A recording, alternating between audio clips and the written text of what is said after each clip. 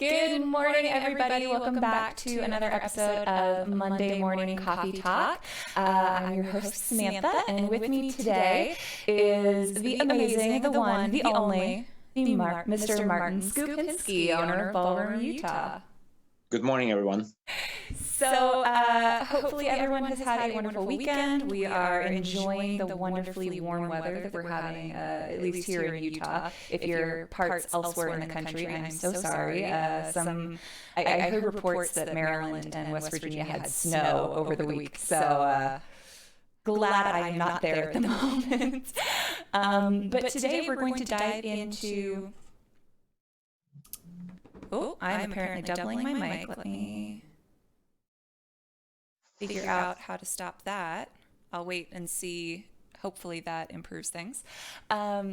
So today we're going to talk with Martin about kind of training internationally, coming to the U.S., and then as you can see behind him, if you're watching this live,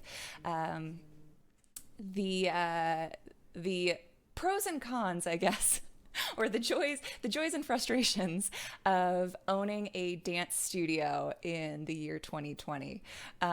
So let's get started with kind of your background. You originally are from Poland, trained and got your ballroom start in Poland. Tell me a little bit about that. Well, I don't know if most people probably know that my dancing actually started with ice skating. So I took some ice skating lessons, and while training in ice skating in most countries now, you also have to train in other forms of some kind of dancing or gymnastics. So you're supposed to take some other classes. So I decided to take some ballet classes, which I absolutely did not like because I was a little kid. So it's okay. I probably would like it now. Then I tried modern hip hop, and ballroom was actually the most fun. And slowly from ice skating, I actually switched to ballroom because it wasn't as demanding. And what I mean demanding is you didn't have to be on the ring at 6 a.m. for 2 hours, then go to school, then come back, then go to the ring, then go to your lessons. So most dance classes for regular dancing was just in the evening and only a couple times a week. So it wasn't as demanding. And so as a kid, I was just being lazy. Well, and I imagine too, not having the ice skating background, but having spent a lot of time in ballet and modern and jazz and now ballroom, I imagine that when you hit the ground, it's fewer and far between in a dance class, and it tends to be a little bit softer than only one time. I fell when jumping so hard that I hit my head. Like you flip backwards and then you see stars. I mean, actually, you know how people say you see stars? I actually saw like a blackness and stars. I don't think I lost consciousness, but it hurt. Yeah. But I mean, that's not why I quit. I quit because it was just too much for a little kid to do it. Yeah. But I loved regular dancing ever since. And I've been we were talking to one of the teachers last week, and they asked me when I start teaching, and my first diploma from the marathon that I danced in 31 and a half hours is from 1987. So I was teaching in like 86, 87.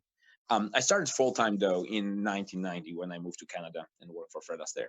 I was going to say, so that's when the transition happened. So let me see if I remember this correctly. You moved from Poland to Canada originally for college.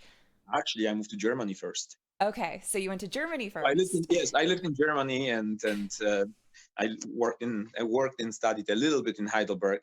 But most people don't know about political happenings.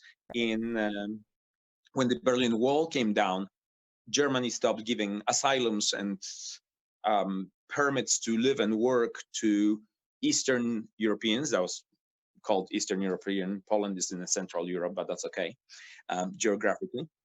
So therefore, I wasn't allowed to stay in Germany anymore, and Canada was still taking immigrants. So then I moved to Canada. Gotcha. So 1990. And so this is what happened. So let me tell you a story. Actually, a funny story. I don't think I ever tell people things like that because it's kind of boring, but maybe it's not. No, I think it's interesting. I took this bus. I stayed with my friends that I met in Germany. Actually, I met this family in Germany, and they moved to Canada and they went to London, Ontario. I didn't really have any plans of being there, but because I knew somebody, that was a nice place to stay. They had kids my age. I was actually friends with the parents, even though they had kids my age. So now you guys know what kind of person Martin is. And so they go, okay, get on this bus, go to this address. You go in and you registered for your university and English as a second language, because I did not speak English. So you go to university and you take your English classes plus some other electives like math and things that are super easy. Mm-hmm. If you had some kind of previous degrees, because if you didn't, obviously that would be very difficult with foreign language. So I get off the bus, and the first building on the corner is Fred Astaire Dance Studio with a big signs, we're hiring. And the second building is the university building. So I actually passed the Fred Astaire. I went in and I signed up for all these classes and things. And then I went back outside the building. I walked in and applied to teach. Since I samba with my right foot forward, etc., the lady asked me, and we had difficulty communicating because I do not speak English at the time. And she asked me to dance with her, and I stepped on her because she started back on her right foot and I stepped forward. So I did the international style. Mm-hmm. And so then she looked at me, she said, "Oh, European." And then we danced and pretty much I got hired. Interestingly enough, Canada has a really good social system. So my schooling is free. Not only that, because I didn't have any family and any income, they allowed me to work part-time, go to school part-time, and paid for my schooling and my housing for 3 months, I think. Wow. So I decided to actually teach full-time and skip the school. So, however, dancing has been great ever since. Yeah, and I think that's so interesting how fate kind of just was like, here is the path. This is the path that we have predetermined for you. It would have been very easy for you to walk past the Fred Astaire and go straight to college, and your life would have been completely different. Yes, 100%, 100%. Now, interestingly enough, my parents were very upset about this. Both of them have degrees, and my dad has doctor in economy. And so me not having a college degree, they were and having a job that was almost to them physical work and not a desk job or using your intellect, was very difficult until my mom came to visit me in Canada after I opened my studio. And when she came in the morning, and I had a beautiful office. I mean, really like beautiful office. My dance partner's boyfriend at the time, Terry, was working for a leasing company, and they actually leased equipment to big corporations, and they had some leftover beautiful cherry desks and computers. And so when you walked into my office, it looked like I was, CEO of Fortune 500 company. And so my mom was so happy to see that her son actually had a real job. Even though me sitting behind the desk did not pay the bills. Yeah, the window dressing was enough to be like, okay, he's doing all right for himself. Yeah, so that was very nice. And so I've lived in Canada for 4 years, and then Forrest Vance introduced me to Antoinette Daub, the owner of Fred Astaire Corporation in Arizona, and in '94 I moved to the United States. Okay, so the studio, did you own a franchise for Fred Astaire in Canada before you opened the franchise? No, I own not yet. Okay. Yeah, no. I worked for Fred Astaire for 1 year. We have conflict of interest with the owner of the studio, my partner and I and him. And so we opened our own studio and had that for a couple of years. Gotcha. So you had an independent studio in Canada and then were approached and introduced. Okay. We actually called it the National School of Dance. It sounded really fancy. Very important sounding. We were a couple 20-year-old kids running our own business. That's awesome. We have a question from the chat. What is Fred Astaire? So Fred Astaire obviously is named after the amazing dancer. I believe and correct me if I'm wrong, he and his wife originally started it, correct? Yes. So it is a franchise system. There are two main franchises in the US. There's Arthur Murray and Fred Astaire that kind of have a large amount of name recognition. And just like with any franchise like Subway or McDonald's or anything else that you're probably more familiar with, you as a owner can apply to take on the name Fred Astaire or Arthur Murray, and the studio will be run as part of their larger global system. There's a methodology. They have their own syllabus that they require their instructors to teach from and their students to learn from. They have their own competition kind of slate and schedule that works within the franchise only. So it's a larger dance family. And I know Fred Astaire has now gone internationally. I think Arthur Murray has now gone So is Arthur internationally Murray, as and well. they have been for a long, long time. Because especially if you talk about Canada, but there is Arthur Murray and Fred Astaire in Europe, in Germany. I don't know if there was one in England, but definitely in Germany, I think, Australia and things in places. However, so now that we talk about Fred Astaire starting, I don't remember exactly. Let's say just, I mean, we could, so don't check the facts and then correct us, please. So we don't distribute fake news. Fred Astaire, I think, opened his first studio in New York. And again, I don't remember. But he actually created the system of teaching, and he thought that would be very nice for people to come and learn how to ballroom dance. And so he ran his first training class. What's a training class is you get a bunch of people that already know how to dance, and then you train them to be teachers. You tell them how to teach. You tell them ladies and men's part. In his training class, in the first training class, in the first dance studio, was a lady called Shirley Zangler.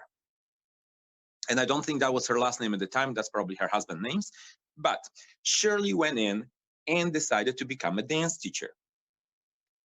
So Shirley goes, Fred Astaire is her teacher to become a dance teacher.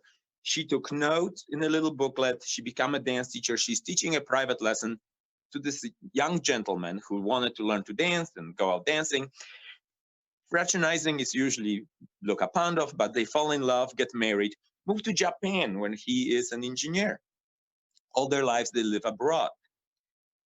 In 1997, after he passed away, Shirley Zangler walked into my Fred Astaire dance studios in Sun City West, where she retired, and brought her booklets from 50 years earlier when she wanted to be a dance teacher. And she goes, I have these notes here, the foxtrot is walk, side together. Let's review it.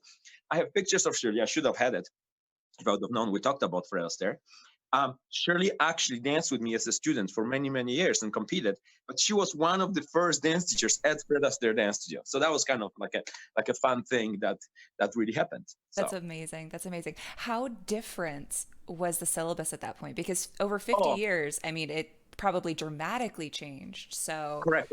And it has been redone many, many times. So, yeah. But if you think of the basic waltz and then cha-cha and rumba and swing, they did not change. Yeah. I mean, they evolved technically. We obviously, when you're watching videos from the 60s and 70s, Hiram Montes, the dancing was much, much different. The styling was different. I mean, and I tell people often, this is part of why I like being in our business. Mm-hmm.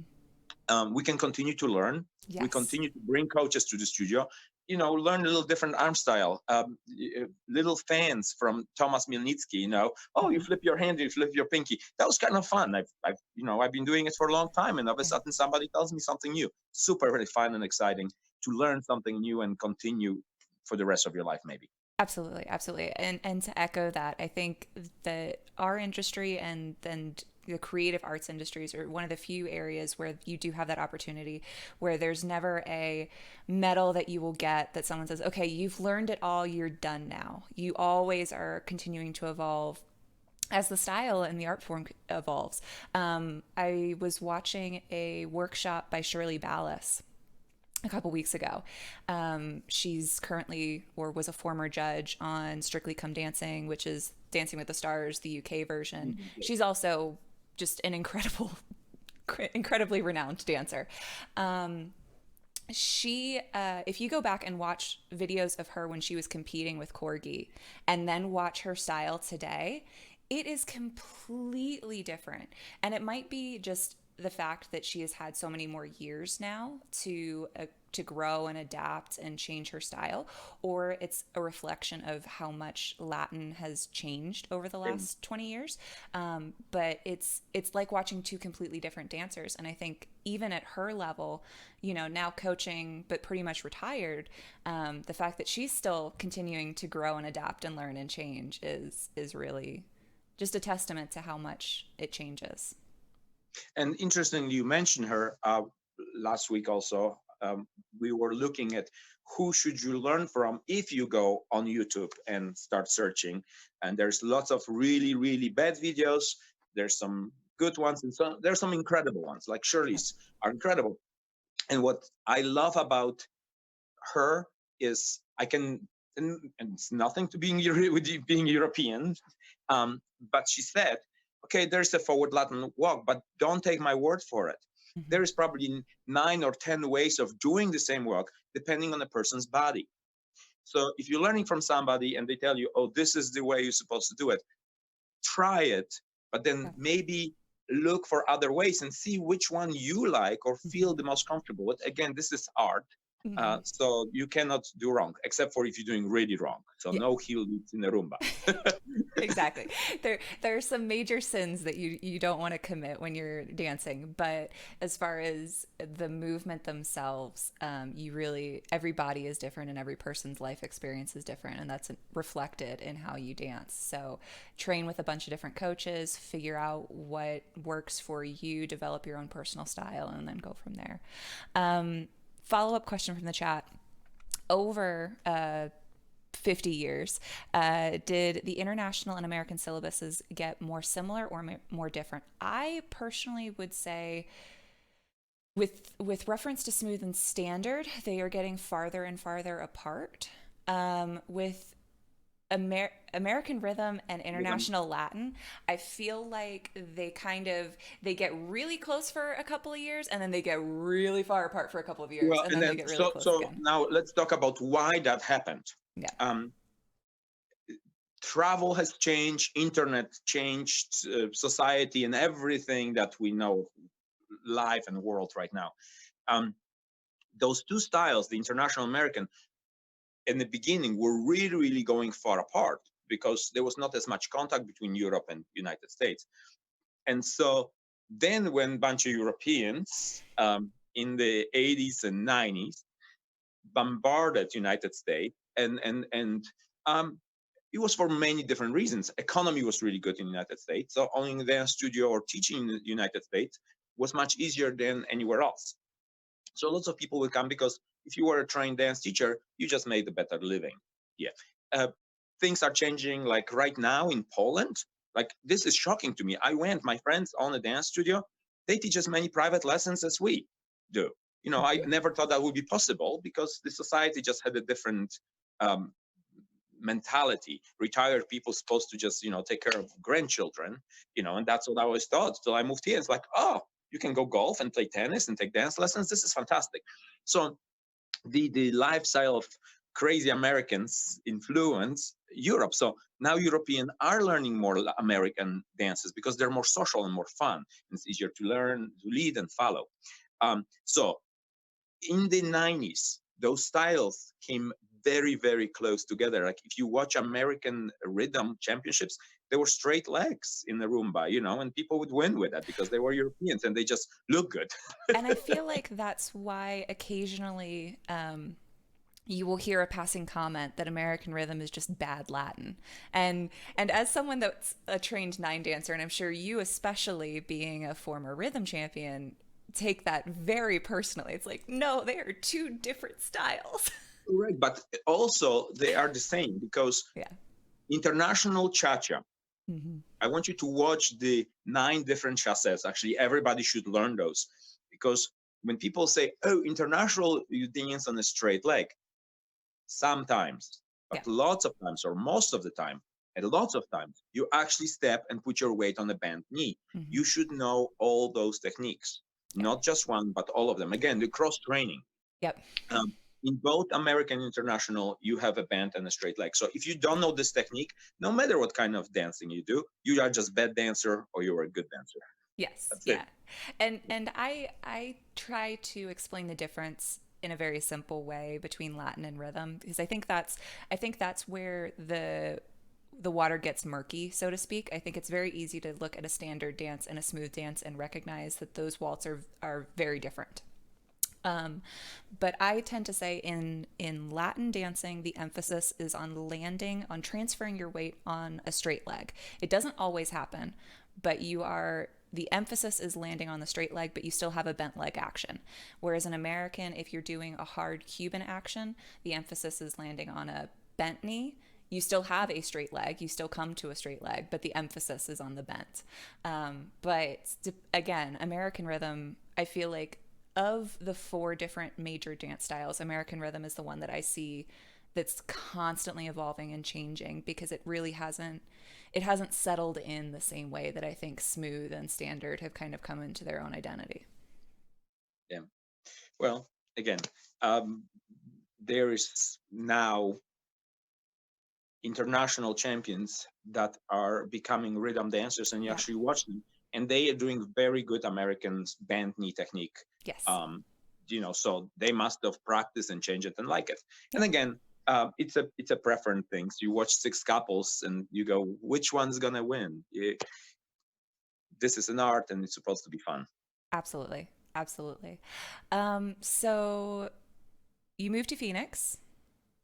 You Oh are the yes, owner now of one Fred franchise, which then becomes three. two and three, and actually, I think, and I never started counting. So, um, Sun City West, Sun City, then Central Phoenix, then Ahwatukee, then Tucson. So we kept one, but we keep building and training staff, and then selling them or giving them to managers to run, so people have the opportunity in dancing.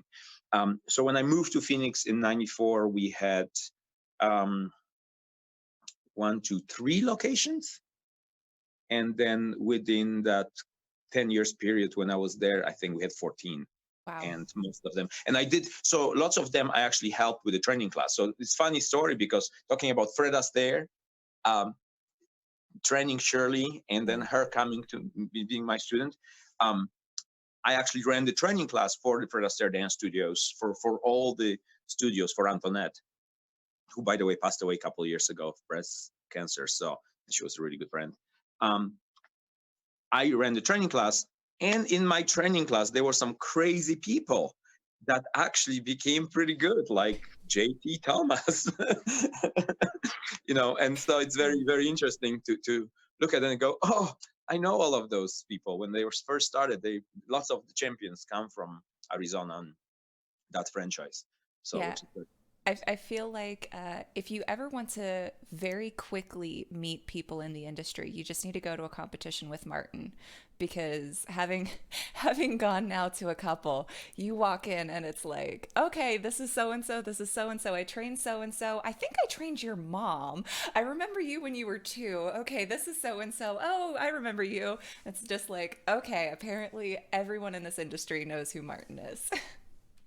They used to. I mean, we don't go as much, obviously, but we're way more social studio right now Yep. than I used to be. And so that's kind of nice and fun also. Yeah. Talking about social, should we talk about Gallivan Center for a second? Yeah, let's talk about Gallivan. So for those of you that are in Utah, the Center for Excellence in the Community puts on a summer concert series every year. It normally starts right around Memorial Weekend, maybe a week before or a week after, depending on weather, and then it goes until September, sometimes as late as October if the No, weather end of September stays good. usually, Yeah. probably. Yeah, yeah. Every Tuesday and Thursday. And BallroomUtah, which is the studio that Martin now owns in Salt Lake, sends instructors to teach a free half-hour class at the beginning of the concert series. So with all of this craziness going on, Do we know, is the Gallivan Center still doing their concert series? Are we still Yes, yes, going? yes. As a matter of fact, they have been doing the concert series because they do it all year round. Right. The only time, but they do it inside, and so they always have concerts. So they continue the concerts inside, but with limited audience, and so they've been doing it online. Interestingly enough, because they've been doing it online and lots of people are home and the concerts are really incredible, they actually gain way more audience that they had when the concerts were just live. Yeah. So there is 5 to 8,000 people watching those concerts. Now they are only on Saturdays, and they will be on Saturdays throughout the summer. Okay. So as soon as we start the concerts in the Gallivan Center downtown, outside, the concerts too will be outside, but they will be on Facebook, on Zoom, different media, so people can be at home and participate. We will have a dance lesson from 7 to 7:30, like we had, and then concert will be for an hour from, let's say, 7:30 to 8:30. So We encourage everybody to get a partner and learn at home and practice. If you're by yourself, it's okay. You can still get up and dance. There will be few couples allowed with social distancing, the masks. We're going to work out the logistics when the whole thing starts in a couple of weeks. But there will be a lesson. There will be concerts. Some people will be allowed to come, probably limited amount of people, social distancing, etc., with the masks. Do not change partners, etc. But basically, yes, there is Gallivan starting in a couple of weeks. I mean, you can already go to Excellence in Community on Facebook and start watching those concerts. They're wonderful. yeah, that was going to be my question. With it being outside, are they still going to limit the number of people? And that's good, at least in my opinion. And everybody has differing opinions today. I know that. But for me, at least, it sounds good that they are going to adhere to that strict social distancing and limit the number of people in the area, even though it's outside, because it's still It's a park, still so travels. yeah, it's Yeah. open to yeah. That's awesome. And if you do go, or if you are watching, I'm actually wearing my lovely Ballroom Utah t-shirt today. So if you ever see one of these at the Gallivan Center, then you know that you're part of the Ballroom Utah family. Yeah, so let's talk a little bit about kind of my history with you, and then I want to get into kind of the nitty gritty of how the studio is doing and how you were adjusting to all of this. So when I moved to Salt Lake City, 6 years ago this fall, Is it already 6? maybe it's 5. 2015. So okay, so it's only 5. Fine. Okay. Okay. So when I moved to Salt Lake City 5 years ago, did not know anyone other than my hubby. Did not know really anything about the dance scene other than BYU and UVU were located in Provo, and obviously they are pretty well known for having very competitive dance programs. So I was looking online, and this Ballroom Utah place kept popping up, and Martin had really good reviews. So I called, and it was like 2 days before your holiday party. So it was right before the Christmas break. Wow. And I call the studio and I say, "Hi, I'm from Pittsburgh. I'm an instructor out there. I was in an independent studio. I taught this syllabus. Just looking to see if I could check out your studio." And you're like, "Oh yeah, that's fine. You'll start on Monday. Come to the holiday party, meet everybody." It's like, what did I just get into? But I came to the holiday party and met you and met the rest of the staff and met everyone else at the studio, and you were all so lovely and welcoming, and it immediately felt like the family atmosphere that I had left at my previous studio in Pittsburgh. So I knew it was just immediately going to be the perfect fit. And for the first 3 years out here, I taught as a member of the Ballroom Utah staff. And then the last year and a half or so, I kind of branched out and did my own. I've been doing my own independent thing for Love.Live.Dance, but Ballroom Utah is still my home studio. And I just want to commend you on, having such a wonderfully positive atmosphere that you foster. Well, and Ballroom Utah actually was created with the need of the community. So I mean, I had a place to teach. I was renting a little space, and I was okay. But there were so many teachers coming in, and everybody wanted to teach, and there was no place to teach in Salt Lake City. I mean, again, there are the other dance places everywhere, but there was no actual dance studio in Salt Lake City.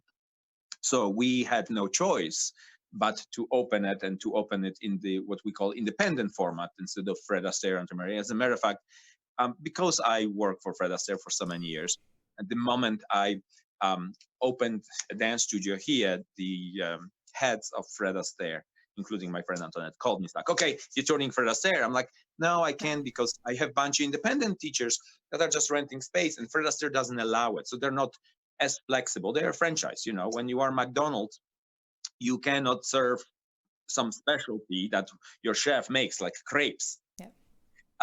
So they don't have crepes on it. Maybe the Paris McDonald's does, but I'm sure one of them has crepes on the menu.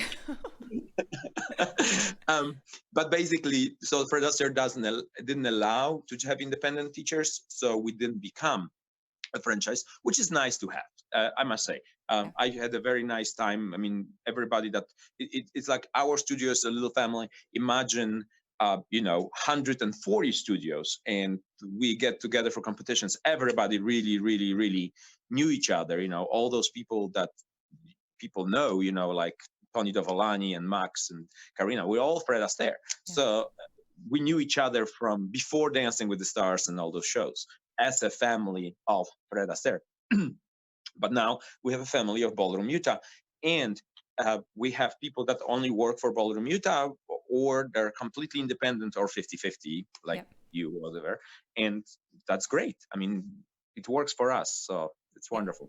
Yeah, I think just for those that maybe aren't as familiar with the difference between franchise and independent. So franchise, when you are an instructor, you are a W-2 employee. You are their staff member. You're required to be on site a certain number of hours.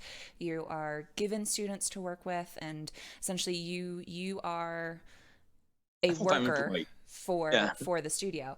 An independent studio can operate a couple different ways. When we use the term independent, it really just means not franchise. So you could be completely on your own. You could be teaching from a specific syllabus. Some independent studios still have staff members, so they still have W-2 employees that are on payroll. You are an employee, you work normal hours. And then other studios, and I think this is the vast majority, especially in the US, we are all considered independent contractors. So that, from an instructor standpoint, is great because it gives us the flexibility to work the hours that we want. We can take on clients that we really want to work with, or we can have the freedom to decline clients that, for whatever reason, aren't in our best interest to work with. And from a studio owner perspective, I mean, that gives you the flexibility to have many different instructors that are associated with your studio that teach a variety of different specialties, so that you can really offer a huge amount of service to the community that's interested in taking lessons without having to take on the overhead associated with having those people considered weekly staff. So yeah, especially with dances that are popular in a small groups, like West Coast swing, Lilindi, Argentine tango, salsa, and bachata, correct? Those are like, there's some people that only know how to salsa. Now they know how to cha-cha and rumba and waltz, because that's all related. And so we're not going to disillusion them. So they really know more dances, but they think they only like the one dance and they only know that, and that's wonderful. And we do have these specific instructors and or classes, or we had, and we're gonna resume them as soon as possible. So one downturn, I guess, for being independent was when the pandemic hits. We're all out of job. Yeah. So let's talk about that. So I stopped teaching March 16th. I think the state of Utah officially went into stage 5 or red code or whatever we're calling it, stay home, stay healthy mode later that week. During that time, obviously gyms and fitness centers are intended to be closed. Nail salons, hair salons are not supposed to be practicing. In the last week, I guess, as of May 1st, those restrictions have now limited or have now lifted a little bit, at least for Utah, where we can resume one-on-one, but we still need to maintain social distancing. I know for my students, I'm requiring them to wear a face mask during the entirety of their lesson, and I am not doing any hands-on instruction, which is very weird, I'll be honest. How have you as a studio kind of adapted to that model? So lots of people decided to teach online and, if private group classes and things like that. And I apologize that I haven't done this. Um, Not that I couldn't, but instead I decided to remodel the studio. There were little tiny things that the studio needed updates and or fixes. And we knew we had to do it. And we were planning on maybe using a whole weekends and shutting one side down for a week, etc., and working on it. And that would have made our life very, very difficult when we were in a full operation. But unfortunately or fortunately, this pandemic gave us opportunity to fix the studio, the dance floor, the bathrooms, paint. There's throw away bunch of stuff. You guys, when you come, and if you've been here before, and then you come, and you might not see all of that we've done, but this big garbage in the back has been pulled 3 times of the stuff that we had in the studio. I don't know from where. I mean, I don't know what it was. Stop bringing things to us and going, hey, can you use this for your dance studio? Because we take it, because I don't want to throw it away. And then we probably don't use it. So don't bring anything. I'm cleaning house. Probably 5 or 6 years ago, some of the plumbing in the building got plugged up, and water came from underneath and flooded. So I don't know if you've been here, then you remember we had some little bumps in the dance floor that are no longer there. I did not take the whole floor and redid it. We just cut out a little squares in the dance floors and shaved off the plywood that's underneath, because our floor is floating and spring. There's a bunch of layers. That's why it's nice and soft. So we shaved some of the plywood, made it nice and flat, so the floor is as flat as we could have gotten it without completely have to remodel it. Then, and I maybe wish I didn't do it, but we did stain it a little redder than what it was before. Do you like it, Samantha? I love the floor because it's darker, which I always Correct. appreciate in a floor. And I don't know if it's intentional or not, but the old floor had kind of this glossy finish that I felt like Correct. It just was. hugged dust, whereas this is Yes. much more matte. And I was dancing on it and I loved it. It was so much So better. it's not as fast. The other one was much faster. It was Yes. aluminoxide Hmm. finish on it. I think I pronounced it correctly. Right now is just regular water-based floor finish from Bona. And we went with super matte. So it's not just matte. It's like super matte, Hmm. matte, then I think eggshell, semi-gloss, gloss. I think we had semi-gloss before. Hmm. Yeah, so we went with the matte to, first of all, to see if we can not be as slippery Yes. as it was before, because lots of people that weren't good dancers complain that the floor is slippery. If you know, and talk to us about it. If you ever Yeah. go somewhere and you go, okay, why am I sliding all over? Why cannot keep my balance? It's because you're not pushing off your standing leg and you're not putting enough pressure in the moving leg, etc. We Yes. work with you on that, so please let us know if you have a hard time. So what is fun about this now? The couple of the other ballrooms, the floor is not refinished, so now we have slippery, medium, and non-slippery floors. So if you're traveling around for your lessons, see which floor you like, which one is comfortable for you. And depending on the dance also, I think the Westies, the West Coast Hmm. Swing, Kim's and James's students really like the slippery ones, so they go in the back. For smooth, it's wonderful to have semi-slippery with some stickiness. The Latin people like it really, really sticky, so they can Yes. push off. It's not good for your knees to be too sticky, so I Yeah. think we're okay. So what I don't like about the matte finish, it shows the dust. All I do all we're gonna do now, not Is just clean me. the floor. Everybody's gonna have to sweep and wipe the floor as much as possible, especially when winter comes and the salt is outside. Yeah. The salt is really on the dark floor with the matte finish. It'll That's be gonna obvious. really show. So we apologize if it doesn't always look perfect. We're gonna try to. Well, maybe that will force us to clean more often. There we So go. the floor has been redone. Yes. Yes.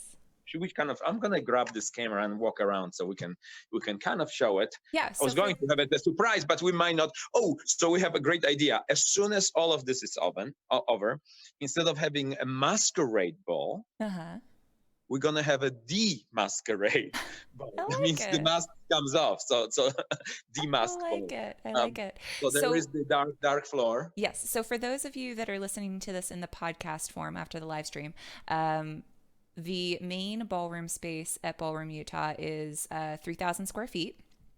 It's a lovely long space, and the floor is now kind of this cherry red matte finish color, which I absolutely adore. All of the walls have been refinished and repainted with a lovely soft gray color. The photos or the art pieces that you see in the background, if you're watching this on the live stream, are by a local artist called Pam Nielsen. She's partnered with Ballroom Utah to treat it almost like her second art studio space. So we have the luxury of having fantastic artwork on the walls when we're dancing and teaching. And then there are new curtains that have been put up, black and gray stripes on the far wall to cover up where the cinder block wall is. Well, we could have painted it, but I think it looks very elegant and looks like a ballroom with it. Yeah, absolutely. And then for those of you that have previously been in the space, you know that the bathrooms, because this was a converted warehouse space, the bathroom doors used to be on the front, actually facing the dance floor, which was a little bit awkward for everybody. So Martin and team have put the bathroom doors on the side and have kind of created a little alcove to hide the entrance to the bathroom doors, which has been now their bathrooms quite are nice. hidden. Oh, by the way, ladies, I got you a bigger mirror in the bathroom.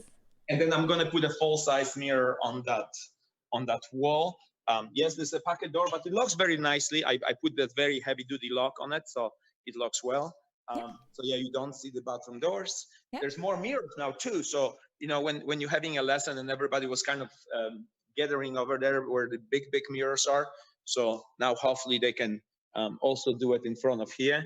The junior ballroom also has been painted, so that's big. One of the benefits to the space at Ballroom Utah is there's also two extra, we call them junior ballrooms. There's one that's like a 30 by 30 space, which is great for when I have wedding clients. I like to use the smallest junior ballroom because it feels a little bit less intimidating. But that has also been repainted, which is quite nice. And so this is going to be the painting or picture ballroom, where all the dance pictures are going to go. So all of our competition and performance, etc., pictures. I don't know if you can see it. Yep, there's one already hanging. The whole box is sitting up. So this room is going to be full of pictures from shows and competitions. Yep. And then there's a farther ballroom that we won't show on camera that also looks very nice. That's kind of a medium size. That's a good practice space for when you're working on competition routines and you want something that's a little bit more condensed and a little bit more private. So yeah, I love that. We have a follow-up question. So we referred to the floor as floating and sprung. Just a couple of differences between the two of those. So sprung floors normally have either layers of plywood or layers of foam and plywood. So that way, sprung is in the name. As you step down, it compresses and it kind of takes some of the pressure off and then it'll bounce back up. Floating just means that it's not nailed down or attached to the floor. Right. So that way, as the temperature changes, the floor will expand or contract, which puts less wear and tear on the boards itself. And it just gives a little bit of an air pocket between the concrete, which is in what most of these spaces are, and the floor that you're dancing on. So again, it gives a little bit of cushion. Our floor actually has the rubber on the bottom, then 2 layers of plywood, then special wax paper in between, because in order for the floor to be floating or floating, you needed something, otherwise it would be stuck on the On the plywood. plywood. So there's a layer of wax, heavy duty paper, then the floating floor on top. So it's like 1, 2, 3, 4, 5 layers of things. That's why when you come in, all the floors have a little, like when you're in the lobby, and then there's that much difference between us this and the floor. Yeah, and then they're all spring, but the main ballroom is floating. Those are not floating. The other two ballrooms are they're actually nailed to the plywood, but there's still the rubber, the plywood, the floor, but the floor is nailed into the plywood. So it's not floating, but still spring. It's still sprung. Yeah. And that's really both having it floating and sprung, or just having one or the other, is really important, because it's all about impact resistance, right? If you are teaching and you're dancing hard for 8 hours a day, 5 days a week, or 6 days a week, or 7 days a week, however often you're teaching, that's a lot of impact that you're putting into your knees and your hips and your back and just all of your joints. And if you're dancing and you're competing and you're training a lot, that's also a lot of impact. So we want to make sure that we are protecting our bodies as much as possible. The other thing with most studios in the US, and it sounds like this is broadening out to studios internationally as well, we are mainly teaching adults. We're teaching folks that are potentially in their 60s, 70s, 80s, 90s, upwards. So Jean was her. I don't know if you guys followed up on Facebook. Jean's birthday, 95th birthday, was last Tuesday, a week ago, and we did a little parade for her. So it was really, really fun. You know, she absolutely adores when you keep pointing out her age, right? Well, it was announced on Facebook, and there were signs, so now people can see it. So yeah, we have a couple of students at BallroomUtah that are in their 90s or close to their 90s. So we want to make sure that we're protecting them as much as possible too. So having those extra cushions underneath the floor really helps with that. So that's the difference between sprung and floating. You probably can feel, if you come on Friday night and you dance for a couple hours. Let's say you come to the group classes like we normally had, and dance for an hour, and then dance for another 2 hours of the social, and stay for the Latin, and dance to 1 in the morning. So if you dance for 2, 3, 4 hours, the next day, yes, you will be sore muscle-wise, but you should be okay. Versus if you go, and we love Gallivan Center, and we love going to the hanger dance for the 40s or 50s dance, but they're all cement floors with maybe this plastic portable floor on top of it. It's not spring, it's not floating, it's kind of sticky. You will feel some pain the next day, especially if you over 25 or so. Actually, the pain started around 30. I think I was 33 when I discovered the first pains.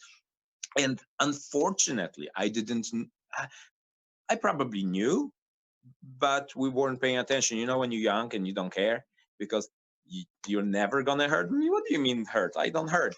I worked for lots of dance studios, or coached for dance studios, that the owners wouldn't teach, and therefore they didn't. And they had young staff, and people weren't coming as much, or as many hours when they were old adults. And so the floors were just parquet glued to cement. And we didn't feel any pain till you start feeling pain. Yep. And so if you get too much wear and tear. Recently, last couple of years, I've often get asked to do performances or teach. And that's one of my questions. If I go to a studios, do they have floating or spring floors? Or is it just a cement? And one of the studios I coach in told me that they have a spring floors. They booked me 10 hours. After 2 hours, I couldn't walk, because they asked me to choreograph showcases and such. And we canceled the rest of the day because they didn't know what it meant. So interesting. So our floors are nice and springy. Yes, it makes a difference. Before we wrap up, I do want to kind of talk about, because you touched on it, what you think, and I'm not going to have you say like specific dates, what you think the outlook is going to be as far as resuming group classes and socials, because I know right now we can do one-on-one private lessons.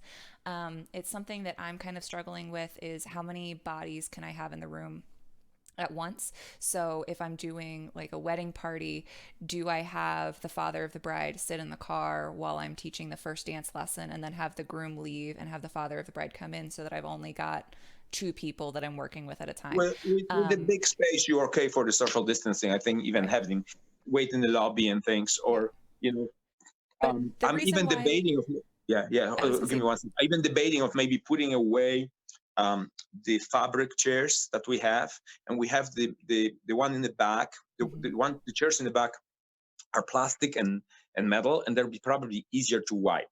yep. However, Um, they say cotton is the fabric, and if we cover everything with cotton, cotton doesn't really, the virus doesn't like cotton, supposedly. So wear cotton, yeah, don't wear polyester. I mean, again, we don't know. None of right. us have a doctor degree and did any research on the microscope for the coronavirus. Yeah. Um, the quote that I'm gonna use, and I've heard it on the news or on the radio. It was a doctor or somebody that specializes in pandemics said, and I love this because it refers to us very nicely. It says, we're gonna do a little dance. You're gonna get on the dance floor and dance a little, and then you're gonna get off the dance floor and then on the dance floor and off the dance floor. So we're gonna basically see Yeah. of what's happening, how is the curve. And I don't know if, again, not many people understand why we had the lockdown and why we did what we did. It wasn't because we're worrying about everybody being sick. We're probably all gonna get sick one time or the other. It's just we didn't want to overwhelm our health Our system, health system. Exactly. and so that's probably the. And then yes, not give it to people that have pre-existing conditions or are in the danger zone of not Yes. recovering or having respiratory problems for the rest of the life. Yeah, absolutely. Um, the reason why I asked that question, obviously every state is treating this differently. I know if you are a dance studio in Pennsylvania, and that's actually one of my guests for next week, you are not, according to the governor, allowed to reopen just yet, even though they have switched to a moderate phase because indoor recreation centers have been put on a lower tier. So I know that there are studios across the country right now that want to get back to private lessons but don't have the ability to. Um, I know there are other states in the country where socials are being allowed to happen, and I know here in Utah, at least, Summit County came out last week, which is where Park City is located. And made a statement saying that they find it highly unlikely for large gatherings to be allowed until the end of the year. But I also know that there was a studio who will remain nameless that had a social Friday night. With social distancing guidelines, allegedly, with limited guest list, allegedly. I don't know how all that went out, and I'm not going to say their name so that they don't get in trouble. But I feel like everyone is taking a different approach to it. You and I have had conversations over the last couple of weeks, and I think we're both on the same page where our clients' safety and health comes first and the business of it comes second. Obviously, neither of us want to be in a situation where we don't have a business at the end of this, but the safety and the health of the community comes first, and we'll adjust and adapt as we need to in order to make sure that that safety is upheld. So yes, so for now, I'd prefer just have private lessons. We do have 3 ballrooms, correct? So you can have 3 private lessons at the minimum, correct? That are completely safe. We do have and will have more sanitizer. We will never run out. I have source. So we always had the hand sanitizer. We have face masks, we have gloves. Every time somebody comes in, I'm wiping the handles, bathrooms, chairs, etc. We keeping it as sanitized as possible. So I would say we're gonna do the private lessons. We can probably do up to 5 private lessons on the same time in the studio. Yeah, I If think we with the consider, square because the footage you've big ballroom got, is 3,000 square feet. I mean, yeah, you are 50 feet apart. yeah, So again, make sure you wash your hands, sanitize, don't touch your face, wear the mask. We're gonna try and see how we're doing. As of right now, none of our students clients or employees have been sick or tested positive. So let's hope that will continue. Make sure you keep safe when you go out in the public, because most people are not. I hate to say this. I see people with their children running around in the store and touching everything, and that's how it spread. And we know that. So I do go to a grocery stores or Home Depot to get things. I wear a mask, I wear gloves. They're disposable. I buy whatever I need. I go in the car and I dispose of those into a bag. They're never gonna see a date of light again. And then I sanitize all my purchases, my credit card, and everything that possibly was touched with the wipes that I have in the car. And so I try to make sure that I don't get infected, therefore I don't infect others. Yep. So let's try to do that, and hopefully we'll be okay. Yes, and on the note of credit cards, I know I have this model, and I know you also have this model. When you are signing up for a private lesson, if you are an existing client or if you are a brand new client, I have an online gift card portal that you can choose to prepay for your lessons. I believe you're using PayPal on the website, so you can prepay with lessons that way. That way, there's no credit card transaction when you're at the studio. So that's just another added layer of protection too. That, and if you need to, I mean, there's sanitizer, we wipe everything, you know, that's safe. I mean, that alcohol kills everything. We know that. Including the skin on your hands. Yes.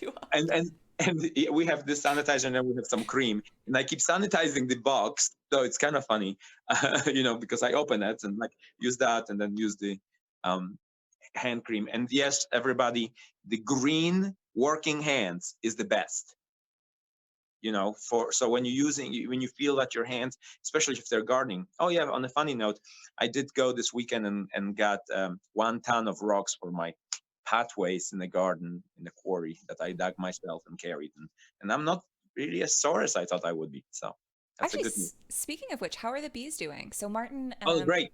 Bees at his house and makes amazing honey. Do they survive the winter? Are they? Oh yeah, they're doing well. We wrap them in the blankets and like a cardboard and things to make them the hive warmer over in the winter, and so they're perfectly fine, and they're making honey. I put the 3rd box on, which is called the super, where I actually collect the honey, and so they're in there putting some honey in. So as soon as in a couple months or a month, we will have some fresh honey again. Excellent. Well, the chat seems to not have any other questions for us. Is there anything else that you wanted to talk about before we wrap things up today? Yep. Just if you guys want to start scheduling private lessons, we're doing that. If you need to touch during the lesson, you know, as hard it might be to comprehend, and just quickly then sanitize your hands afterwards and don't touch your face. And so we all should be okay. Yes. If you have temperature or so symptoms, please stay home, be safe. Yep. Yeah. We as instructors are putting our health and safety in your hands. And I know that you are also putting your health and safety in our hands. So the more that we can be honest and transparent with each other, I think the better we will all come out through this. Yeah. On the point of getting into frame and touching during lessons, I was joking with Hannah a couple weeks ago that this is going to be a really great way for instructors to really hone in on those head positions. However, so we do have the hula hoop. Yes. Maybe that's what I should talk about. Or we have those poles. You can still practice pressure, and the contact through those, and kind of maybe, this is a great tool to use during your private lessons with the one-on-one client, correct? And use the hula hoop, because that will give you a semi-social distancing and still being able to press against it and have some kind of contact. Or we can, that's a great idea. We're going to come up with the sticks, like a pole 6 foot long, and then they're like teeth or eyes. They're gonna look like eyes. You know what I'm talking about? With a little belt around it. So we're gonna do a contact dancing with a 6 foot pole. I love it. That's a joke. I wouldn't touch it with a 6 foot pole. That'll be the next TikTok challenge for everybody is, can you keep a broomstick lifted while you're dancing? Very good. Very good. There we go. Well, if you want to get in contact with Martin or find out more about Ballroom Utah Dance Studio, his information is right below him on screen right now if you're watching the live stream. I'll also include it in our show notes in our YouTube video and on our podcast, so you can get a hold of him. But just really quickly reading that out, the name of the studio is BallroomUtah Dance Studio. It's www.ballroomutah.com. You can find their Facebook page at BallroomUtah if you just do facebook.com/BallroomUtah, or on Instagram at BallroomUtah. You can find out all about how to sign up for classes and any of the goings on, and kind of keep an eye on when we can resume social dances and events through there. So thank you, Martin, so much for coming on this morning. Thank you guys for tuning in. Hopefully you have a lovely rest of your week, and we will see you next Monday for Rosanna and Terry Sweeney of Art and Style Ballroom in Pittsburgh, PA. They are also NDCA judges and champions in their own right. So excited to talk to both of them to see how Pittsburgh is adapting to all of this, and if they have any insights on how the NDCA is going to change competitions moving forward as a result. So thank you all. Have a wonderful rest of your day, and we'll see you next week.